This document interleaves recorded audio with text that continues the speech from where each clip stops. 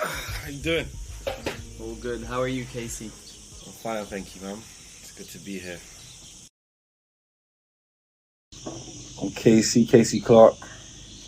Yeah, Casey Clarke, man. I'm from London, South London, man. Big up. Wooden things. But yeah, South London. Young boy from the south side that honestly originally I wanted to be a baller. So yeah, I was an aspiring footballer, let's say that. Growing up. I wanted to be the next Thierry Henry. It's like, I'm kind of finding it a bit difficult to answer that because there was beauty and rough in both aspects. Like, it was amazing because it is what you get, what you see is what you get kind of vibes, Everyone was very real, it's a very real place. But at the same time, music-wise, singing, especially at that time, singing was looked at as like you're soft, you know what I mean? So I kind of had to fight for that, you know what I mean? But yeah, I stood on business, man. Yeah, we're here to this day. You know what? Probably I went and I saw Chris Brown when I was really young, just about to start year 7. Yeah, that was mad.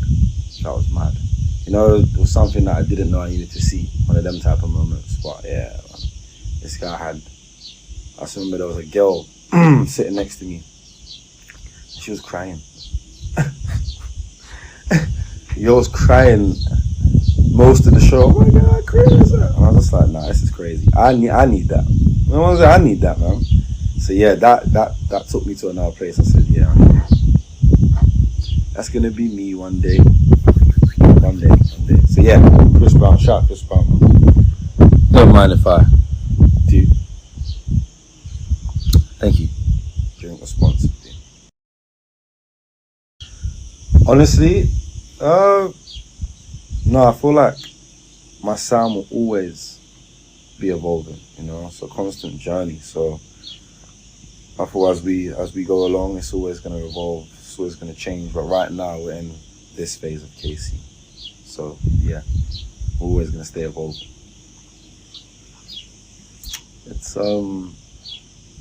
been like a bossa nova-y mixed to R&B vibe I've been messing around with, and yeah, I'll be honest, it's been fun. I've always been into bossa nova, but I've never really explored the avenue. That stems from just hearing songs like Mashkinada, and mainly Mashkinada. I love the instrumentation they use in bossa nova. A lot of live instruments. It's also got a very smooth jazz feel to it, and it's the feeling it gives. It's almost like you're on holiday, on constant holiday, and you're listening to bossa nova.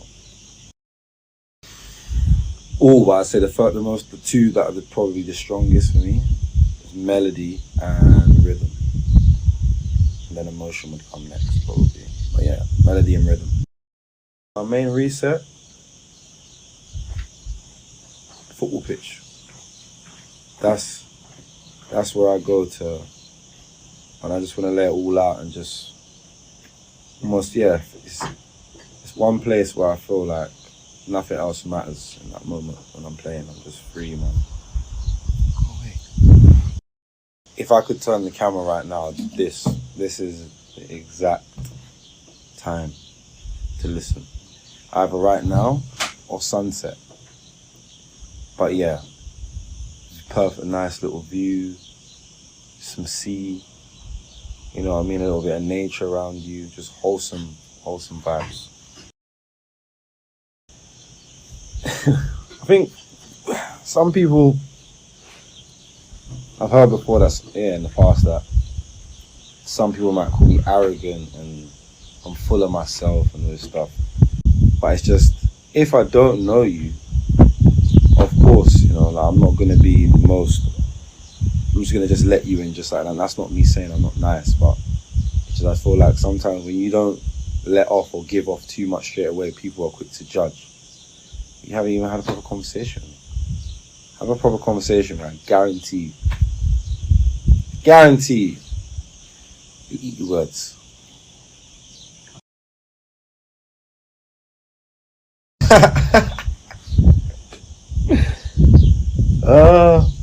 That's mad random. Converses. Reason being, Converses you can wear with a lot of things, you know, and it's cash, it's not too, but at the same time you can still be in the places with those, you know, you fit in everywhere, and that's what, yeah, that's how I see my music, that's how I see my fans.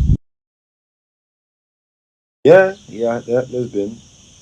I feel like every creative, well, I can't speak for everyone, but a lot, I feel probably can relate, is sometimes it's not always at the click of a finger that you can just create magic things or hits, or, you know, so there's times where, for me anyway, I've had moments where I'm not having the greatest month with creating, you know, or I just don't have the motivation to get up. And I don't know, sometimes you just don't really feel it. It's a feeling. So there's been moments where I've had writer's block, and, you know, I'm finding it difficult to make songs, but all you can do, honestly, as someone told me, was like, even if they're bad songs, just keep going, keep making, because it was just, we're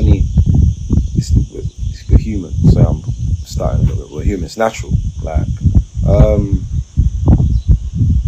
don't take everything personal, especially when it's business. You know, you can't. When things are business is business. You know, I think when I was younger, I kind of. It took me a while to understand that. You know, where I come from, it's very like I wasn't really taught business like that. So it's just real. If you have a problem, you're gonna address it straight away. But with business, you know, you can't always be like that. So I think, yeah. That was one thing that I had to learn pretty quick. That business is business, and personal is personal.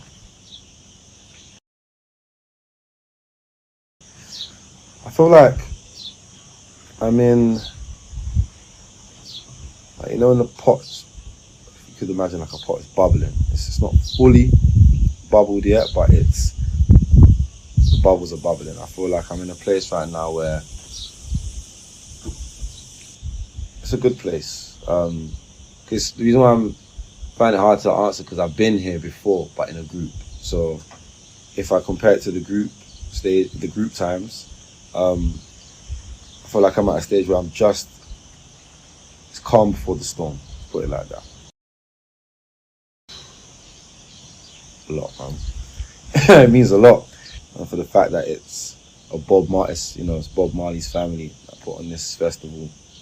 You know, my heritage, I'm Jamaican, so like it's a privilege to be able to share the stage, you know, with Bob Marley's family. So yeah, it means a lot, and I'm grateful to be there, and it's gonna be wicked. A lot. I think, you know, Jamaicans, most people do, but we really love music. We have a special connection with music, you know. I think it runs in our blood. It's deeper than just listening, you know. It's installed in me. So yeah, it has a very big part of my everything I do with music, you know, because before anything, that's the first type of music that I ever was exposed to. It's my own reggae music. And it's very rare you meet a Jamaican that don't like music. No.